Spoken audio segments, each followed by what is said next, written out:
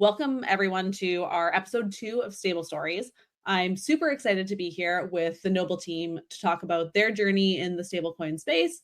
And so I'm joined by Jelena Djuric, who, as she just said, is joining from the Noble account. She is co-founder and CEO of Noble, and John Letey, who is co-founder and CTO of Noble. So good morning, and I guess good evening for you, John. How are you guys doing today?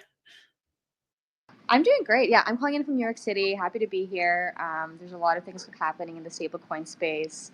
So yeah, happy to be here. Likewise, yeah, happy to be chatting. Yeah, calling in from Berlin, so yeah, evening for me, but yeah, was doing great. Nice. And you know what? I think I have crossed paths with both of you a little bit, but we've never actually really had a chance to have sort of a proper long conversation. I think, Jelena, I was mentioning to you, I think we were briefly in the speaker room at SheFi together after your talk and before mine. And I think, John, we might have met in an ETH Denver a couple of years back when you were at Kive. I think I remember you from then. So good to properly spend some time together this morning. Awesome. All right, cool. Well, yeah, in terms of structure for today, we're basically going to spend the first 10 minutes talking about stablecoins, generally speaking. This is kind of how we've structured stablecoins, where we start off with a bit of a general conversation about the space and your experience with stablecoins. And then for the second half, we'll talk all things Noble and dive into what it's been like on the ground building in stablecoins for the last few years. And so that's kind of how we'll kick things off and run show today, and we'll be done by a half hour out. So to start things off with stablecoins, the first question we like to ask people is, when was the first time you used stablecoins? Just like give me a flavor for that. And what did you think? What was the experience like? Jelena, maybe we'll start with you. Oh, that's a good question. I know John has a good story here. Yeah, so for me, first time I used stablecoins, honestly, it's hard to recall. Like probably sometime in 2019, kind of like first earlier kind of days of USDC, maybe a little bit later than that. I think it's important to recall that, Circle's USDC is for example, not that old actually, right? They launched USDC back in mid 2018, I believe, and of course we had Tether kind of previous to that. But the market cap for these for Tether and kind of for these other stable coins like DAI were actually quite like relatively kind of small compared to what you have today, which is a $230 billion market cap ecosystem, which is growing. So I can't really remember exactly, to be honest, when I first used stablecoins, but the one story I like to use is I was paying my rent in UST in LA.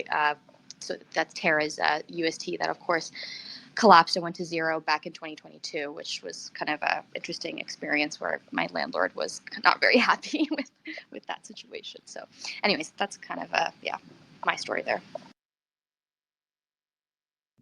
Nice. And what about you, John? Yeah, on my side, obviously a much longer story, but yeah, I mean, I've used stablecoins pretty much since I got into crypto. Because yeah, actually, like I was quite young when I first started working in crypto, and so obviously, like the best and easiest way to pay me was actually in stablecoins. So yeah, like my first paycheck right when I got started in crypto was in stablecoins, and yeah, I mean, obviously, I mean, we'll probably get into this later, but like the interactions with stablecoins and like just like the rails and everything like that has changed a lot since then. And yeah, definitely here for it. But yeah, that was like my first interaction with stablecoins. Nice. Yeah, it certainly feels like a long time ago now for some of us. And I'm the same as you, Jelena, where it's like it's a little bit hard to kind of like remember the exact first time. Yeah, it almost felt like perhaps a non-event when we first did it, so we didn't, think about it as a specific thing. But that's a pretty cool story with your landlord accepting stable coins. You must have had a pretty cool landlord. Yeah, he was cool, but he was very unhappy because, of course, I was paying him in UST, and then Right. Yes. that was during the event when it collapsed, and so Oh boy. Yeah, that he, wouldn't end well. Yeah. Cool. All right. Well, zooming out a little bit, thinking about kind of the product building side, you guys in the last couple of years, what has been the most challenging aspect, if you can pick one, of bringing a stablecoin product to market? I'll begin. So, I mean, this is so for those that maybe are not familiar with Noble. So, Noble, we're a purpose-built asset issuance chain. We focus on stablecoins. We're known for bringing native USDC to the Cosmos ecosystem. And so this was back in about a year and a half ago at this point, right? We launching the Noble chain. It's a layer one. It's a Cosmos SDK chain. And probably like the biggest kind of challenge we had was honestly like coordination like among the various application developers that we kind of work with, again mainly in the Cosmos ecosystem, to really bootstrap a lot of that initial kind of liquidity, right? So originally, of course, as I said, we partner with stablecoin issuers, including Circle, as I mentioned, Ondo, Hashnode, and really making sure that, on the one side, those integrations are like good from like an infra perspective, right? That you have proper kind of on-chain routing, you have proper kind of UX on a protocol level, and then of course, kind of on the user side, which are these application developers, making sure that they can easily kind of tap into this kind of on-chain liquidity. So it's kind of a nuanced answer, I guess, because Noble plays a very specific kind of role in the ecosystem where we are this, as I said, issuance chain, where we do a lot of this kind of, routing and kind of issuance to, 50 plus blockchains at this point. So yeah, getting all of those pieces like right early on was definitely a big lift. Yeah, and then Yeah. also, sorry. So no, go ahead, John. No, I was just gonna like piggyback off of that. Like, obviously, I saw a lot of like a kind of that coordination effort as well on like the technical side as well, and also just like something that I would add as well is like something that was also quite complicated was like obviously crypto. There's a lot of really cool things you can build and you can build them very quickly. But obviously, when we're talking about stable coins here and like specifically regulated ones, obviously, kind of like bridging that knowledge gap as well, at least like that was quite interesting for me, was to kind of like explain a lot of this stuff, which also for us only really exists in the Cosmos ecosystem and kind of like applying that to stable coins as well. Yeah, and you know what? I'm gonna cheat a little bit here and jump ahead to something that I think is a little bit Noble specific, but I think it's really interesting with what you touched on. You guys having been building in the stablecoin space in Cosmos for a while, my sense is that you guys perhaps front ran some of the challenges that we're seeing in the Ethereum ecosystem today from a fragmentation perspective. Maybe talk a little bit about that and sort of some of the challenges you guys were facing, a couple years back, that now might be more obvious to some of us who are working on other chains, that maybe you guys saw in Cosmos in the early days that are kind of coming to the rest of the world now.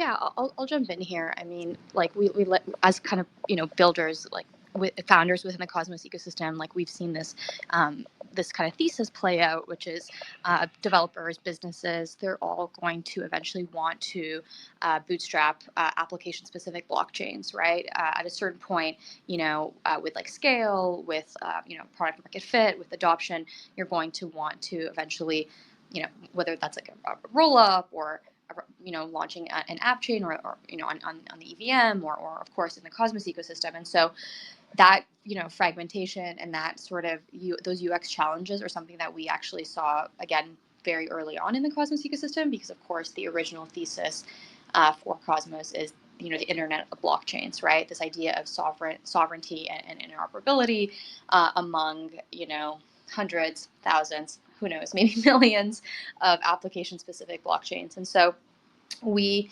again have been building for that reality kind of from day one, because as I said, our roots are within the Cosmos ecosystem. And yeah, now you see many app chains, L2s, L3s, etc., L1s even, of course, kind of launching on other environments, whether that's again EVM, SVM, Move, Cosmos. So it's been really interesting to see that thesis play out in real time. Totally. And I'd love to actually jump over now to Noble and get a little bit deeper on Noble specific topics. And so, as you alluded to earlier, Jelena, sort of people know Noble as, bringing native USDC into the Cosmos ecosystem, but Noble is more than that, right? And so you gave sort of a brief description of Noble and how you would describe yourself today, but maybe double click a little bit more into just Noble, broadly speaking, how you would describe it and sort of the problems that you are helping people solve today. Amazing. If you don't mind, I'm going to pass this off to John, because I'm just curious always like how different team members like Love describe it. Noble. John, I don't mean to put you on Totally. the spot, but yeah, I'll pass it off. Yeah, of course.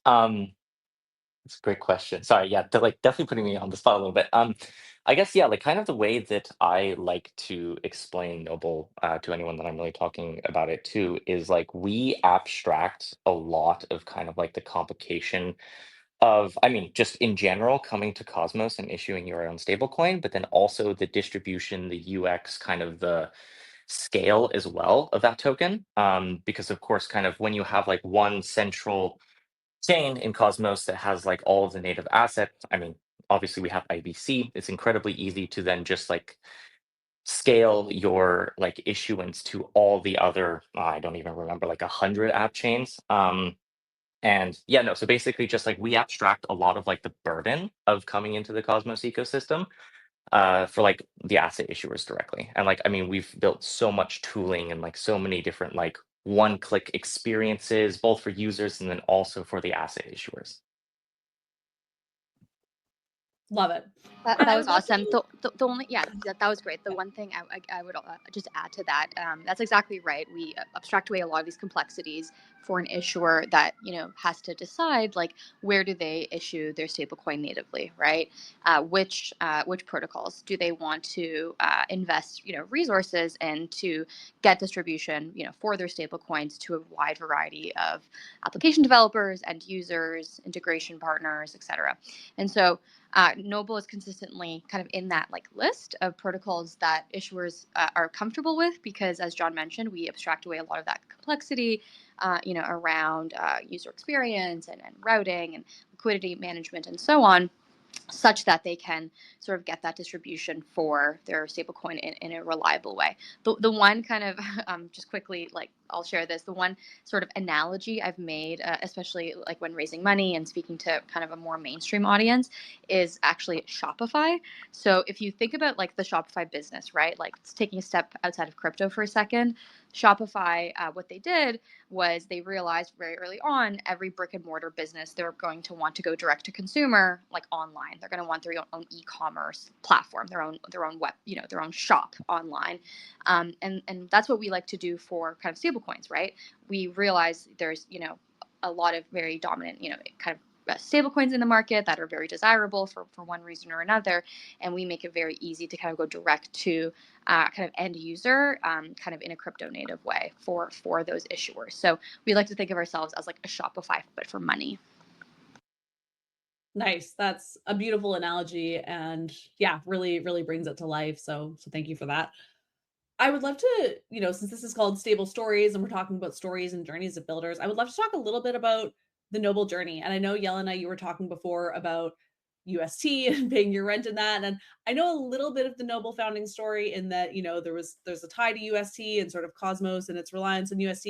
Maybe tell us a little bit about that, about the genesis of Noble, how you guys kind of came to this idea, and then sort of the evolution of how things came from back in those days to where Noble is today. Yeah, very happy to, and thanks for asking. So, yeah, as I mentioned, we've been building the Cosmos ecosystem for a number of years, and back in 2022, as most people remember, of course, we initially had like the Terra collapse, right? So Terra, of course, was a Cosmos project. The Terra chain was like fully built on the Cosmos stack, everything from Tendermint for consensus to IBC and everything in between, and so when UST kind of went to zero, we no longer had like native stablecoins in the ecosystem. And then, of course, like from a broader perspective, like Terra's collapse, eventually led to FTX, and for a number of years, it was pretty dire in terms of kind of trust and in crypto and trust in stablecoins, and the industry was not doing very well. So at that time, kind of in this like big chaotic kind of moment, I had the idea with a number of other kind of collaborators. What if we built a purpose-built stablecoin issuance chain in Cosmos using the Cosmos stack, and we kind of went to Circle as like the kind of main target issuer that we really wanted in Cosmos, and we kind of convinced them that like this model would be like a very kind of sustainable kind of model for issuance. And so that was the original kind of idea. So we also were very close with the DYDX team, who, of course, built their V4 product in Cosmos. And they, of course, needed native USDC for their product. And so we went to DYDX, we went to Circle, we kind of socialized this idea for what would become Noble, and they were all on board, and they were actually very supportive. And so that's when we got to building. That's when John came over to Noble as a co-founder, alongside my other co-founder, who is Stefan. And that's when we really just started building and kind of trying to make whole on the promises that we made to a number of really important stakeholders. So it's been a very positive journey. We're very like partnership minded, and we really take great care to be very good partners to others in the ecosystem. And at this point, Noble, like in terms of the USDC volume, we're like the 5th largest protocol with a native USDC. So again, there's like quite a lot of volume. Largest protocol with a native USDC. So again, there's like quite a lot of volume that goes through Noble of stablecoins. Most of that is USDC right now. That is growing. We also launched our own stablecoin called Noble Dollar, which we can talk about. But yeah, that's the origin story in a nutshell. I don't know, John, if I missed anything there. Nope, not at all. Yeah, exactly. Yeah. Nice. That's such a cool story, and just I think such interesting lore for the stablecoin space, generally speaking, that just sort of, out of this collapse of UST, sort of in epic proportions that we all witnessed, you guys identified just like a real ecosystem and user need, and made it happen and have evolved in just a pretty cool way since then. So I love kind of hearing that background. Jelena, you mentioned Noble Dollar, which of course was a big announcement for you guys a month or so ago. I would love to hear a little bit about kind of the genesis behind that specific project as well, and what you guys are building there, and kind of how that fits into the issuance and sort of more broadly what you guys are up to.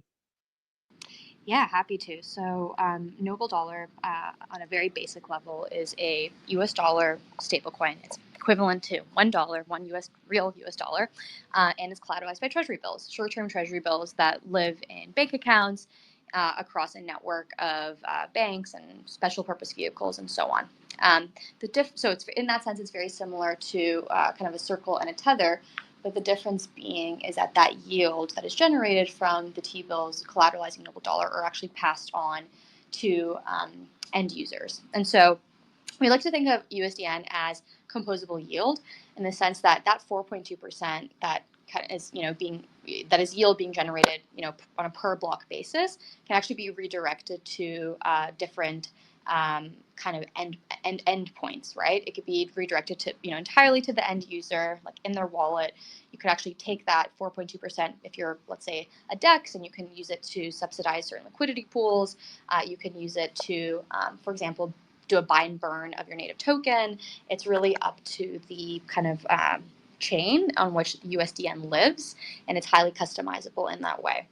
So we work with a team called M0 to kind of build out USDN. So we didn't kind of build this from scratch. We actually took their sort of primitives, their stack, to kind of build USDN in a very Noble centric way, I guess. So in a way that's like highly multi-chain, right? Like very kind of good UX, things like this. So yeah, I mean, listen, we see the stablecoin market like greatly evolving over the coming years. I think we're like just honestly at the beginning of like a huge inflection point. Like obviously the market's huge. As I said, it's about a $250 billion market cap of stablecoins. About 95% of those are US dollar stablecoins. Of course, you have Tether and Circle that do dominate kind of most of the market. I would say about 80% of the market, but that's growing, right? Like that number is growing, and you're going to need stable coins that have like different properties for different use cases. They should all be safe, they should all be reliable, they should all be stable, right? But in terms of like the design space, it's quite large. Yeah, totally. We're incredibly early on the design space, and I think USDN is just such a cool experiment, kind of in these early days of design exploration of stablecoins. So very excited to see what you guys have built there. By the way, M0 and Luca are friends of Eco as well as a project. Luca was a former trustee of ours, so we love their team as well. And John, I'm curious to hear from your perspective. Tell us about just like the technical lift of building a stablecoin and building it in this way, sort of with M0. Like, what did that look like for you guys? Yeah, so obviously it was very unique compared to, working with Circle, working with Monerium, working with Ondo and Hashnote, because obviously kind of in that scenario, we are actually just kind of taking their existing design and then just kind of adapting it from Ethereum or Solana or whatever smart contracts that already exist, that have like already launched, and then of course just kind of adapting that for the Cosmos ecosystem. but yeah, I mean, obviously, so like it was like our first like core product that we actually like launched on the chain itself. Obviously, before we had like things like Noble Express and like front ends. But yeah, it was like our first like core product that we ourselves were building, of course, in partnership with M0. So it was a lot of like just design that we had to do ourselves and kind of thinking about problems that, to be fair, like Circle and other asset issuers had actually already solved. So yeah, it was like actually a really unique experience, and yeah, would definitely not change it for the world because it was really fun just kind of solving all those problems. I mean, obviously we had to figure out how to kind of implement the communication between the Ethereum smart contracts that M0 has deployed, where issuance happens and where the collateral lives and where, things like how much yield has actually been paid out over time with earner rates and treasuries. And anyways, I'm getting very technical, but like yeah, it was like really fun to kind of figure out like the cross-chain communication elements. Also just like, to be fair, building like a yield-bearing stablecoin in Cosmos was quite challenging because, to be fair, like no one had really ever done it before in the Cosmos SDK itself. It had only ever been done in smart contracts on top of Cosmos chain. So figuring out how to actually rebase every single user on our chain, and then also now thinking about cross-chain as well, yeah, was really fun. But yeah, just like honestly, a lot of design and a very unique experience compared to other assets. Totally. And we've only got a couple minutes left. So just before we wrap up, I see there's a question here in the chat that I'll let you guys weigh in on, which is that stablecoin liquidity remains the primary challenge for issuers. Curious to hear thoughts on innovative solutions. Either of you guys want to riff on liquidity for a minute? That's a good question. Sorry, can you repeat that? I just you cut out a little bit. Yeah, the question is, stablecoin liquidity remains the primary challenge for issuers. Curious to hear thoughts on innovative solutions. Interesting. Okay, so I mean, like again, I'm going to go back to kind of the point I was making around like fragmentation, right, and like distribution. Like, so I guess there's like two sides of this coin. There's like supply and there's demand, right? Like obviously demand for stablecoin liquidity it has to be like application driven. Like we all understand that. Right now, obviously, most of the demand is like in DeFi, is in trading. I mean, most of like overwhelmingly, most of the volume is in like perps and in obviously in exchanges. So that's on the demand side. On the supply side, it's interesting because there's like a number of ways that people think about this. Like, what is kind of the on ramp? Like, what is the way that actually kind of integration partners like mint these stable coins, right? You have different models for different issuers, but ultimately, I think yeah, that's kind of the main piece there. Awesome. Thank you. Well, we've got about 1 minute left. This has been so insightful. I've learned so much, and I'm sure everyone else here has as well. Before we wrap up, what should this group do if they want to learn more about Noble, play around with USDN? Any sort of calls to action from you guys' end that you would like people on the call to take away? Definitely. So definitely follow our Twitter.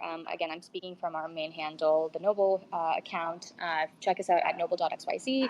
And then very importantly, we, of course, launched Noble Dollar only about a month ago.